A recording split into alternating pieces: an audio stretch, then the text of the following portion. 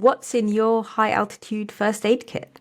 Oh, that's a good question. So I think a bit of a boring answer that it depends, but basically it depends on where I'm going, what ultimate altitude we're aiming to reach, who I'm going with. Am I looking after 20 people or is it just me and my friend or partner?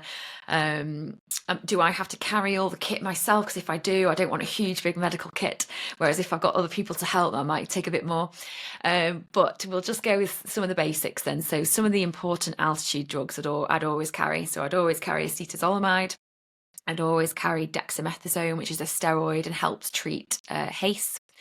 I'd always carry nifedipine, which is another tablet, well, it can be a tablet or an injectable, which helps treat high altitude pulmonary edema. I'd always carry something for anti-sickness because sometimes you can feel quite sick at altitude, and if it's causing problems that's stopping people from eating, then it's really useful to have some anti-sickness medication. And just basic painkillers, paracetamol and ibuprofen, which are, helpful for altitude sickness, but also obviously helpful for any other type of pain. Um, I'd always carry some just basic first aid bits and bobs, plasters or blister kits and some bandages, things like that, just for the normal bits and bobs that can happen anywhere when you're out in the mountains, tripping up and cutting yourself or spraining your ankle or whatever. And then I'd probably carry a few more technical bits and bobs for a bit more advanced kind of medical care. But they're probably the basics that I would always carry in a little first aid kit, especially for high altitude. Oh, Great, actually, thank you. no, I've Oh, yeah. forgotten the most important thing. Sorry. Yeah. It's not technically in my medical kit, but it's always in my bag. I do not go out in the mountains without a group shelter. A group shelter is like, for anyone that doesn't know, it's just basically a plastic or other man-made material, really, really small and compact, probably fits into a little pouch like that. They're quite lightweight these days and they're not very expensive, and you can get them for 2 people, 4, 6, 8, 10, huge ones.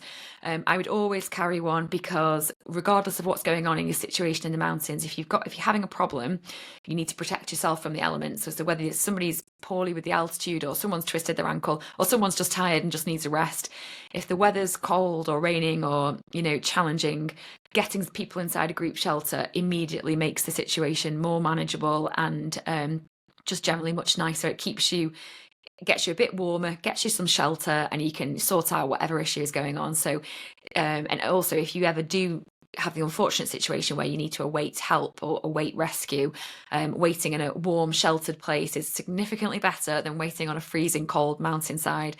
So yeah, actually that's probably my most important piece of kit for any medical situation or non-medical situation on a mountain is a group shelter. Yeah, thank you. I think that's also really important in case it's like super windy or even if it's super sunny. So Yeah. if it's so hot and you're just burning Yeah, just while inside standing. shade. Yeah, yeah. Yeah, yeah, that's really interesting to hear. I haven't heard of that before, so thank you for sharing that.